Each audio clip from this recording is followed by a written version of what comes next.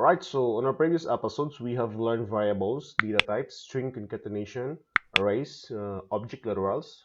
What else we have learned? Template literals. We also learned how to create functions and loops. Now we will move on to a little bit more advanced topic, which is the DOM manipulation. Okay, so in this lesson, we will create this UI. I called it a student registration form where you can add students, its name, his ID number, birthday, and then it will automatically be added in the list of students below. So the process is real time. So pag na-click mo tong save button, di na nagre-refresh yung browser natin, automatically nag-a-add siya dito sa baba. Right, so let's try to add some students. Let's say ID number 1, 2, 3, 4, 5, 5. And then here you can add the name. Let's say Vanessa Lewis. And then gender, of course. You can click here, choose female. And then birth date, you can either click here or you can just type it manually here. So for now, let us just type manually. Say 03 and then 1984. And then once you press the save button, the student will be added here. And at the same time, you will see a notification above here saying that you successfully added students. So let's see it in action. Press save, you see the notification, and Vanessa Lewis is here already, down here. Okay. We also have added some functionality like delete here, so you can delete the students that you want to delete. So let's say, for example, we will remove Vanessa Lewis. You can just press delete here, and you will see a notification up here that the delete was successful. Okay, so let's try. Delete. So student deleted successfully. Okay. So in the next couple of videos, you will learn how to create classes and constructors. You will also learn how to use the get element by ID, create text node, query selector, and much more. So for now, let us first discuss the window object, which is part of the DOM. Kasi may mga functions and methods yung window objects na gagamitin natin once na nag-codes na tayo dito sa student registration form natin. Okay? So gawa na tayo ng bagong folder dito. I'm just gonna name this as window object. Okay? And inside this folder, we will create our index.html and then our main.js. Okay? Right, so close lang natin itong previous app na window. Let's go back to our index.html and then gawa lang tayo ng blank HTML structure, exclamation key, plus tab key on your keyboard. I'm just gonna name this as window object. Okay? And then lagay lang tayo ng h1 dito. Then copy lang natin itong text na to. Right, and then we will link our main.js by using the script tag.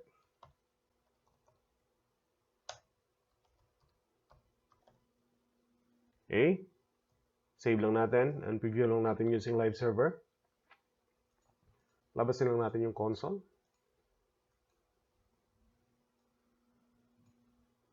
Right, so let's go on to our main.js. Comment lang natin dito, window objects. So window objects is actually the open window in your browser. So for example dito, mayroon tayong tab 1 na naka-active ito. So tawag dito is window object. So pwede natin i-access yung mga elements and methods sa loob niya. Okay? The first one, we have an alert method. So comment lang natin. Alert. So ito is just displays an alert in your browser. So para siyang dialog box na nadi-display dito sa window object mo. So to do that, you can just type window.alert. Okay? Oops. .alert. Ganyan. And then inside, yung text na gusto mong ilabas sa alert. So let's say Pinoy dev. Okay, so press Ctrl S. Now you have an alert here in the browser. Okay, you can also type the alert method without typing the window object. So for example, alert. Oops. O ganyan. Let's try to say here, American dev. Okay, press Ctrl S. Now the first alert is Pinoy dev, and then the second alert is American dev. Okay, so pwede ding diretso na siya. Comment lang natin. Second one is we have the confirm method. Okay. So ito, it will display a confirmation dialog in the browser, and then yung user magpe-press siya ng either OK or cancel button. Okay. So in order to get the response of the user, we will create a variable here. So I'm just going to use the let keyword. And then let's say user response equals confirm. And then yung confirmation text mo sa loob. So let's see, do you want to format this computer?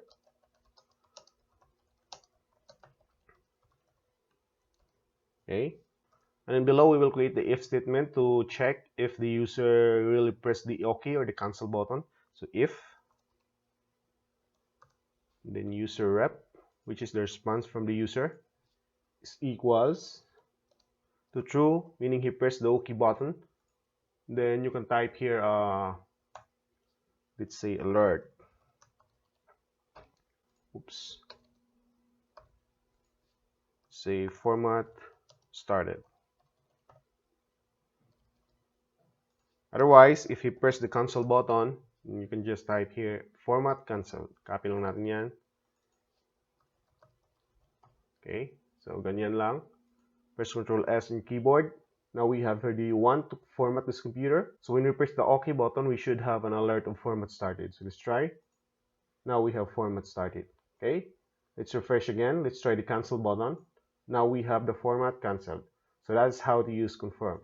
Okay, so comment lang natin. Also we have, so actually yung dami ng window object method, huwag na lang nating isa-isahin pa kasi baka abutin tayo na 2 oras, 1 oras. So pakita ko lang dito yung importante na pwede nyo gamitin later. But if you want to try some of its methods, Google lang natin dito. You can type window object. Okay, ganyan. So nandito siya. We have the window object properties. And dito sa baba, makikita nyo dito yung window object methods. Ito yung tinatry natin ngayon. Try natin ulit another one. Let's try, let's try this one, this prompt. So ito, it displays a dialog box that prompts the visitor for input. Okay, try natin. Prompt. So in order to use this, kailangan natin gumamit ng variable kasi kailangan natin i-accept whatever input na nilagay ng user sa prompt dialog box. So let's say let username equals prompt. Ganyan. And then yung text mo sa loob. Let's say enter, your username. Okay. Pwede rin natin lagyan ng default value yung text box by just putting a comma here and then yung default value. Let's say username. Ganyan. So in order to check if the username is empty or not empty, we need to use the if statement here. And if username is not equal to null, then we will issue an alert here. So that means the user has entered his username. Let's say welcome username. Otherwise, if the username is blank, you can type here alert goodbye. Okay. Right, so try natin. Press Ctrl S. Now we have here an alert. Enter your username. Let's try here Pinoy. Sorry.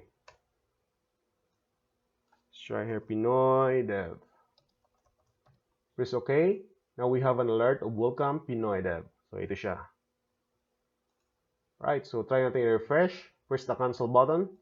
Now you have here goodbye. Okay, so that means blank yung prompt natin. Right, so that is how to use prompt. Actually guys, napakarami. So try nyo na lang yung iba dito. You can try the open. You have an open here. Sana ba yun? Ito siya. So try nyo lang yung iba dito. Okay? Ngayon, titingnan natin ulit yung window properties. So, yan, window objects yan. Dito sa taas, mayroon tayong mga properties din. Okay? So, lagay lang din natin yung mga medyo importante. And then, kayo nang bahalang mag-try ng mga ibang property dito.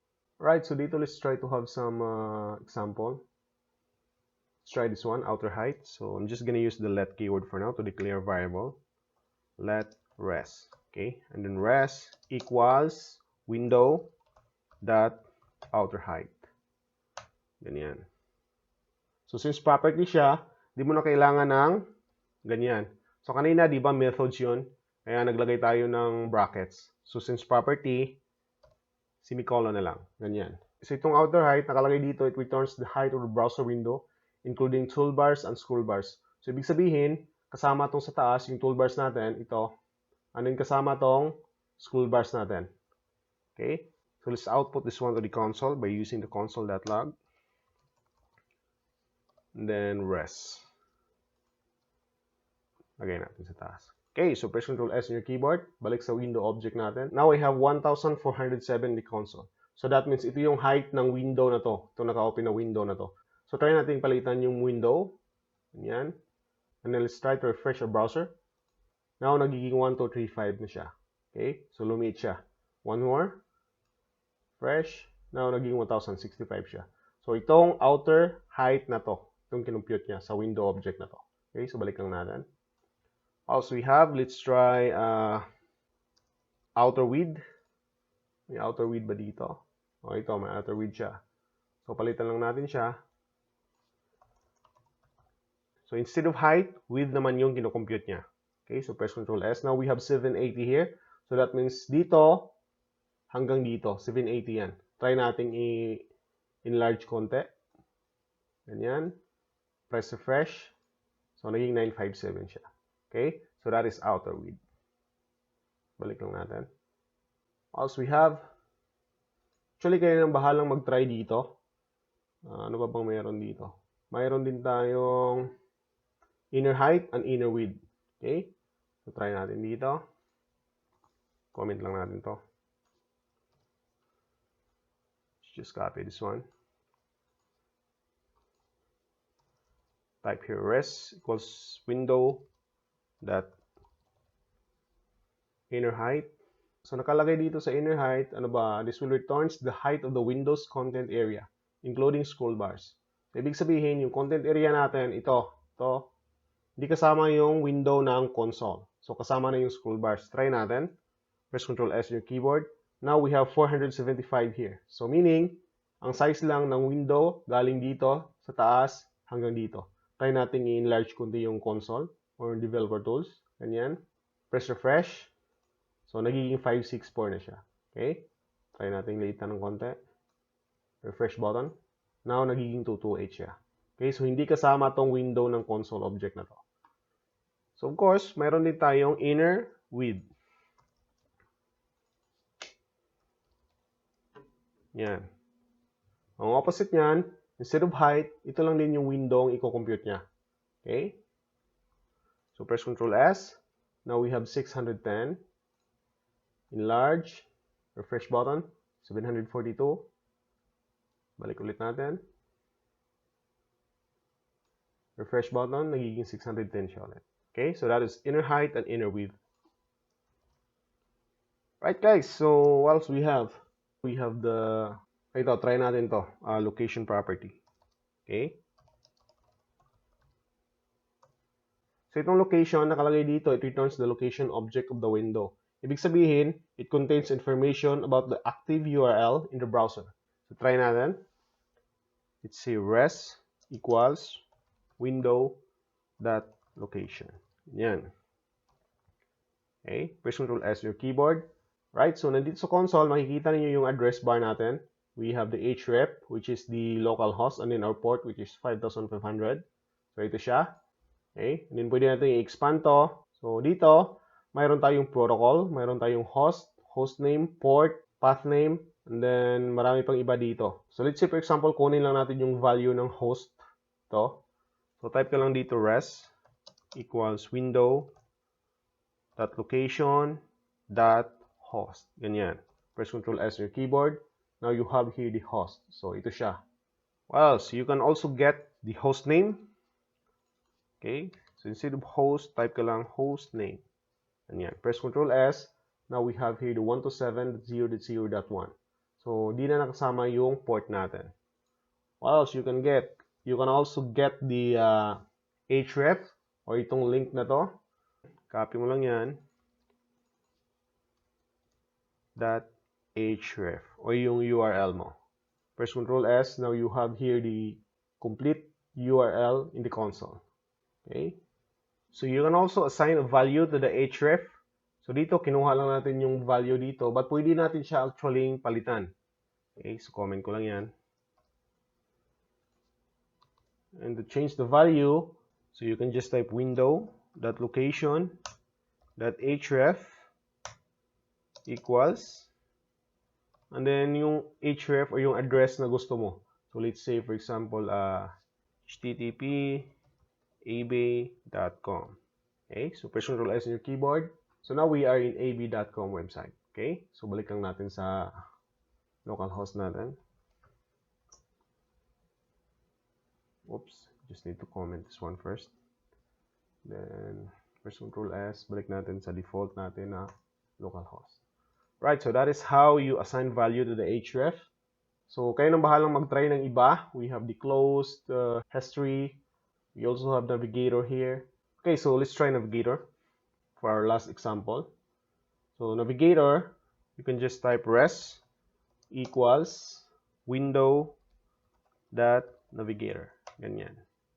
Okay, so press Ctrl S on your keyboard. Balik tayo sa window object natin. So itong navigator na property, it contains information about the user's browser. So ano ba yung mga yon? Ito. Expand natin. So sa vendor, mayroon tayong Google. And then kung naka-enable ba yung cookies mo, yung app version mo, yung platform mo, which is Windows, Linux, or Mac. So pwede mong kunin dito yan sa navigator na property. Alright, so for example, kunin natin itong, say, vendor. So dito, type ka lang res equals navigator or window.navigator dot vendor. Okay, press Ctrl S. Now we have Google here. Okay, so kayo nang bahalang mag-try ng iba. Let's try another one. Let's say user agent. Ganyan, press Ctrl S. Now we have Chrome 79.0.xxx. Okay, so that's user agent. You can also get the app name. Okay, app name, press Ctrl S. Now we have Netscape here. So it doesn't matter kung Google Chrome yan or Firefox yan, Netscape pa rin yung app name mo. Kasi itong mga browser na to, naka-patent siya sa Netscape or the legendary Netscape browser. Kung natandaan nyo pa yung dati, pinakaunang browser. So doon siya na-patent. So that is why we have Netscape here. You can also try to get the platform. So let's say here, that platform. Okay, so press Ctrl S. Now I have Win32 for Windows. So it doesn't matter kung 32-bit or 64-bit yung OS mo. Since Windows ka, Win32 pa rin yung lalabas dito. Okay? You can also check if the cookies are enabled in the browser. So type ka lang dito that cookies enabled. Press Ctrl S. Now it returns true or false. So that means naka-enable yung cookies ko dito sa browser. Otherwise, kung hindi, false yung lalabas dito. Okay? So actually guys, napakarami. Try nyo lang itong iba. Scroll X, scroll Y. Yan, status, tab. Kaya na bahalang mag-explore na nakalagay naman dito. And once you click that, mayroon namang mga example na lalabas. Ito siya. Okay? Now let us design our student UI or the student registration form UI. So in order to do that, gawa lang ako ng bagong file dito sa window object na folder. Okay? So gawin ko lang siyang student registration. O ganyan. .html. Okay? So andyan siya. Close lang natin to. Then gawa lang tayo ng blank HTML structure dito. Ganyan. And let's just name this a student registration form. Ganyan. Pakita lang natin siya para may guide lang tayo.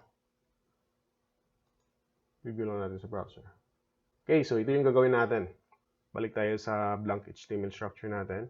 So ngayon gagamit tayo dito ng CSS framework. So gamitin natin yung Bootstrap. Okay? So since nag-develop pa lang tayo, CDN lang muna yung gamitin natin. But kung ikaw, nag-deploy ka na ng website mo, kailangan mo siyang i-download mismo yung package ng Bootstrap na version na yon, and then i-upload mo siya sa server mo. Kasi nagbabago palagi yung version ng Bootstrap. So may mga functions doon na dinagdag na baka maka-affect sa site mo. So it's better na once i-deploy mo na siya sa server mo or sa host mo, i-download mo na lang siya, then i-link mo siya sa style sheet mo. So for now, CDN lang muna yung gamitin natin. So type ka lang dito Bootstrap CDN. Okay? So ito siya. Then expand mo lang yan. So ito yung kailangan natin, itong HTML na to.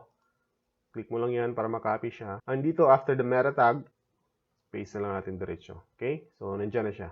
And after that, kailangan din natin i-link yung JavaScript file niya. So ito siya sa baba. Ito. Expand mo lang yan. Then ito siya.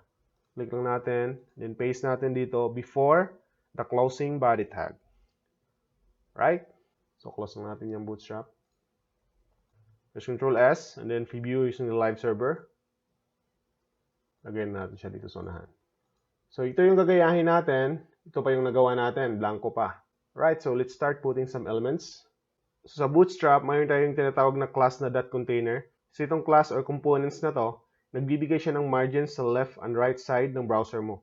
At the same time, lahat ng elements inside the container will make your page more responsive. So, in order to do that, type ka lang dito .container. Ganyan. Okay? So, dito natin lagay lahat ng mga contents natin sa container na to. And ngayon, gagamit tayo ng Bootstrap grid system. So, itong Bootstrap grid technology, kailangan mo i-define yung rows and columns mo. Okay? So, ang columns niya, mayroon siyang 12 columns. And then yung rows, ikaw na bahala kung ilang rows yung ilagay mo. So, first, kailangan mong i-define yung row. So, .row. Right? So, mayroon tayong class na row. Dito sa loob, kailangan mong i-define yung column mo or yung columns mo. So, type ka lang dito .col. Gonna make it medium. And 6 columns. And then, pwede ko siyang lagyan ng margins as auto. So, type ka lang imx auto. Ganyan. So, guys, baka confusing sa inyo itong mga CSS classes na to. Type mo lang dito sa Google, Bootstrap row. Ganyan. And punta ka dito sa grid system ng Bootstrap. Ito rin siya. Meron naman ditong mga, mga explanation kung paano siya gamitin. Okay? So, wag na lang nating iisa-isahing i-explain to. Kaya na lang bahalang mag-search dito sa documentation niya. So, i-explain ko lang konti yung purpose niya. Okay, so balik tayo sa form natin. Right, so mayroon na tayong column. Ngayon, maglalagay tayo ng contents na natin. Okay, so balik tayo sa original. Ngayon, lagay natin to, itong box na to. Tawag dito sa Bootstrap is card. Card component or card class. So, type ko lang dito .card for the class. Okay. Yan, may card na tayo. So, ngayon, kailangan natin siyang lagyan ng another class, which is the text center. Kasi nga itong H3 na to, nakasenter siya sa card, di ba? Yan, nakasenter siya. So, lagyan natin siya ng text center dyan. And then, lagyan na siya ng margin sa taas, which is empty dash, let's say, 3. Okay? So, itong margin na to, galing dito sa taas ng card mo, hanggang dito. So, that is 3. Okay? Right, so, press Ctrl S on your keyboard. So, ito na siya. Ito na yung card natin. Di ba siya nag-i-expand kasi wala pa siyang laman.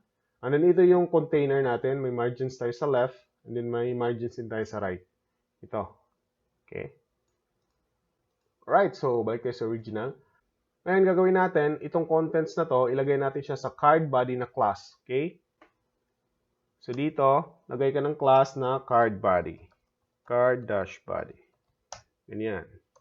Okay? Nandito yung content natin. So, lagay natin tong student registration form. Copy lang natin. So, H3 yan. Type ka lang dito H3. Paste lang natin. Press Ctrl S yung keyboard. Tingnan natin yung window natin. Yan, mayroon na tayong student registration form. So, ito yung original. Ito yung ginagawa pa lang natin. Okay? So, ngayon mag-a-add tayo ng form. Itong lahat ng to, nasa loob to ng form tags. So, mayroon tayo ditong label, text, and then label again, text again, and so on. Okay, so type lang tayo dito, form, and then lagyan ko siya ng ID na, let's say, student form. Ganyan. Okay? Magalin lang natin yung action. Di pa natin kailangan yan ngayon. Right?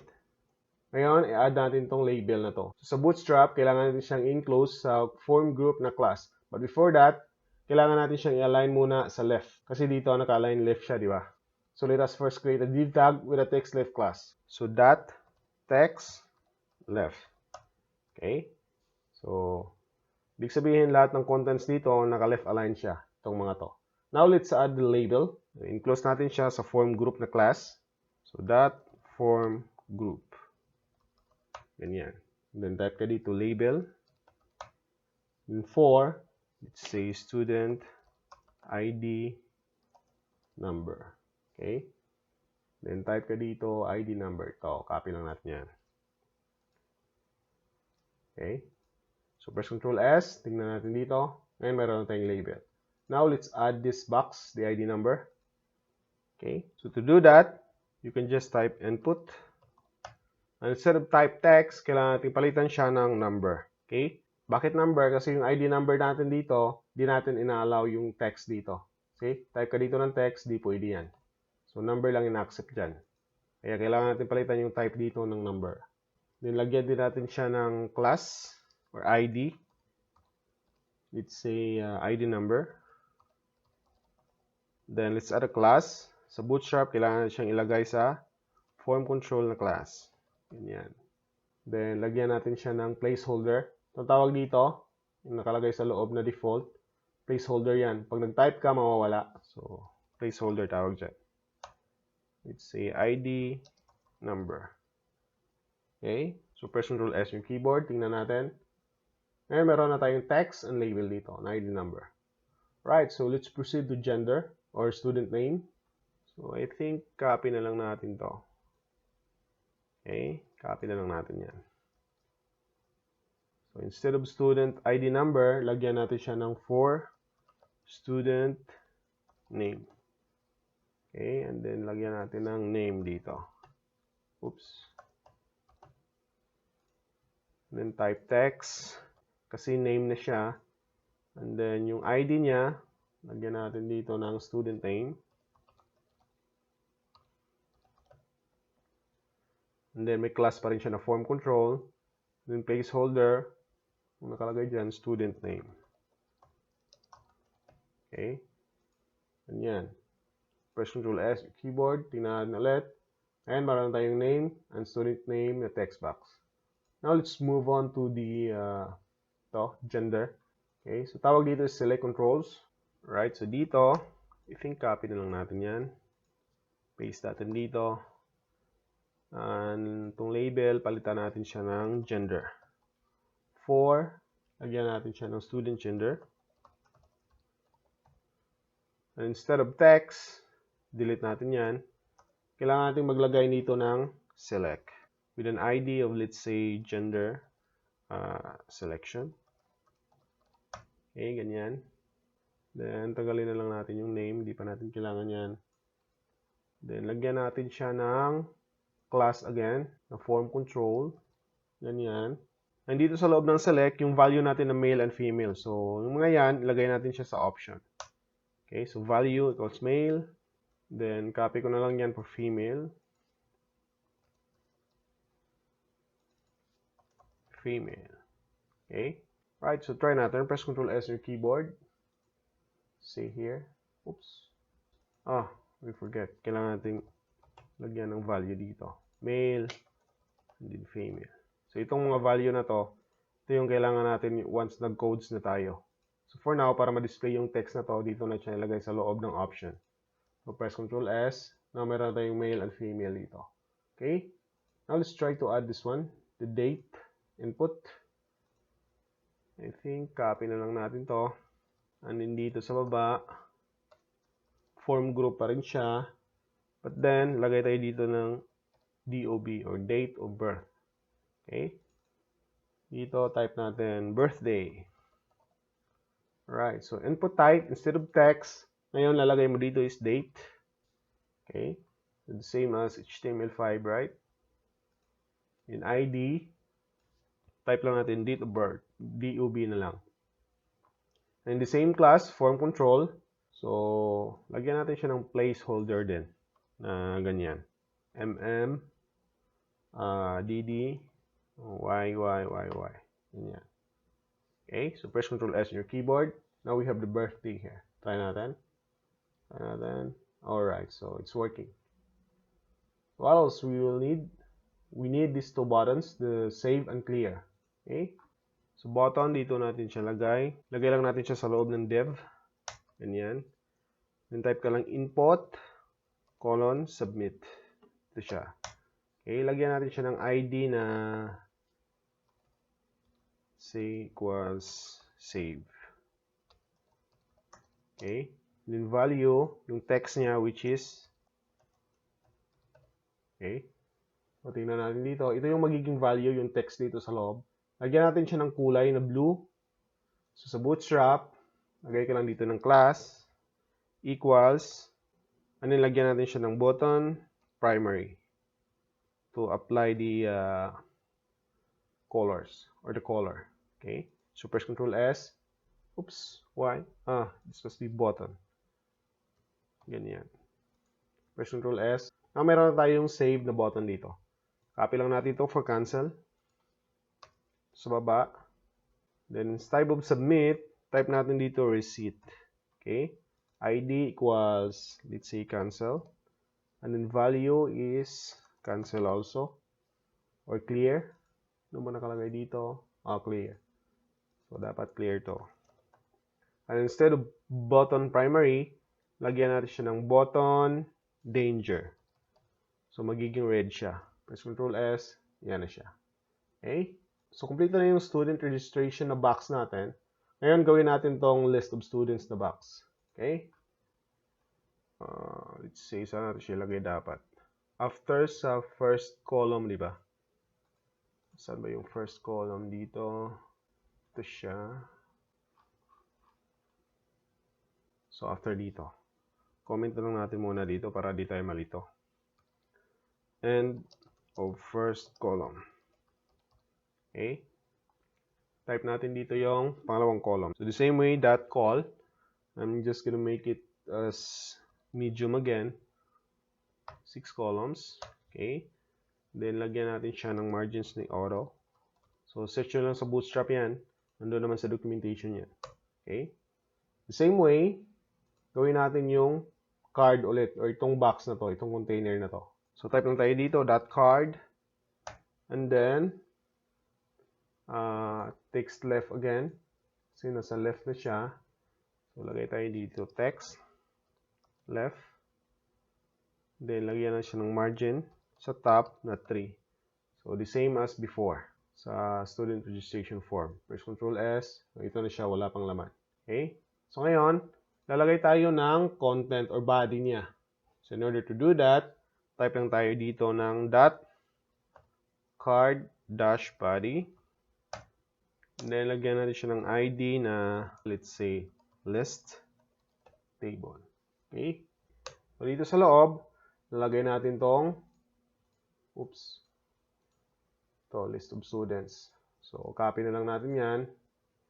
Then, lagay natin siya sa H3 dito. It must be H3.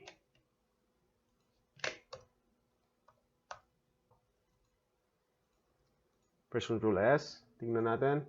Okay, mayroon tayong list of students na text. Now, let us proceed to add this table. Itong table na to. Static lang muna ng mga values ilagay natin and then we will automate it later. Right, so dito, below H3, lagay tayo ng table. So, sa Bootstrap, type ka lang .table to access the table class. Ganyan. Mayroon din siyang tinatawag na table responsive. So, ibig sabihin, nagiging responsive yung table mo. Whatever size yung box mo dito, mag-a-adjust din yung table mo. Whatever size ng screens. Okay? So, lagyan lang natin siya ng dash responsive. And dito sa loob, type na natin yung table natin. Ganyan. Nilagyan natin siya ng class na .table. Okay? In order to apply the Bootstrap table styling. Okay? So, first tab key. Dito sa loob, lalagay tayo ng head and body natin. So, ito. Ito yung head. Ito sa baba, ito yung body natin. So, unahin muna natin yung head. Type ka lang t-head.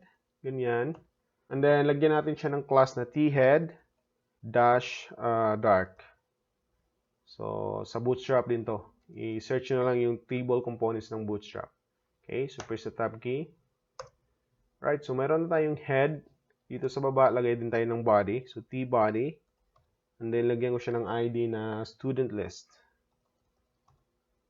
Student-list. Ganyan. Okay.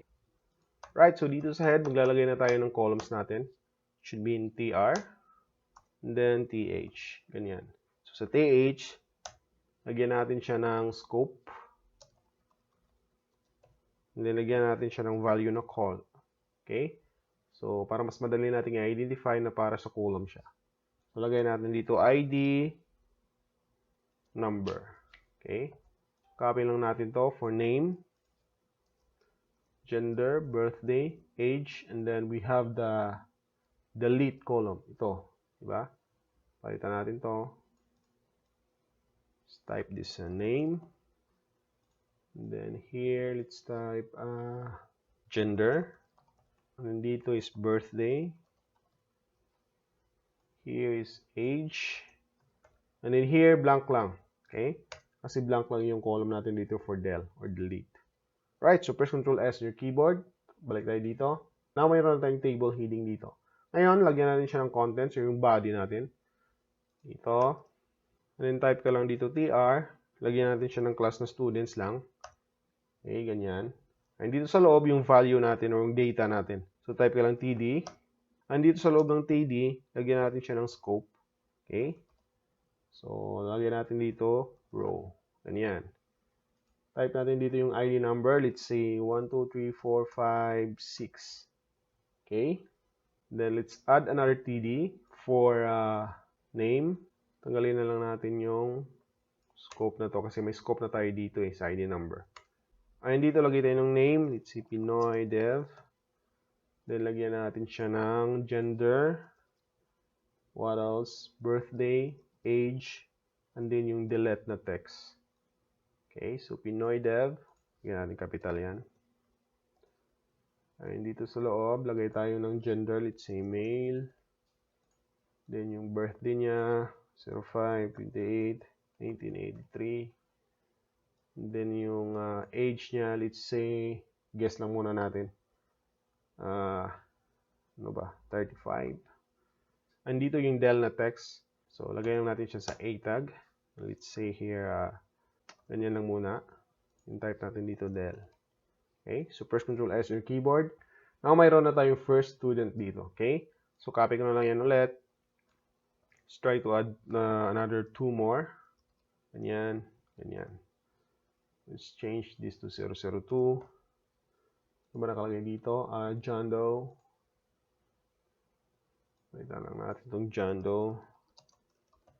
Birthday, let's say 4/25/1986. Age 33. Okay, then the third student, let's say Jenny Jones. So 003.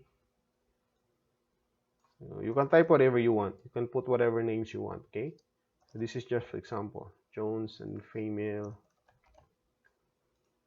Let's try to change this to June 22, 1988. Age of what? 30. Right, so press Ctrl S on your keyboard. Now, mayroon na tayong tatlong students dito. Okay? Right, so now we have our student registration form UI.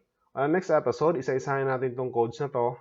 So, explain ko to sa inyo isa-isa, like how to create the classes, constructors, how to use the get element by ID, and much more. Para mapagana na natin itong UI natin. Okay? Alright, so please leave a like and subscribe to our channel para mas marami pa tayong ma-upload mga learning materials in the future. Okay? Right guys, so see you in the next episode.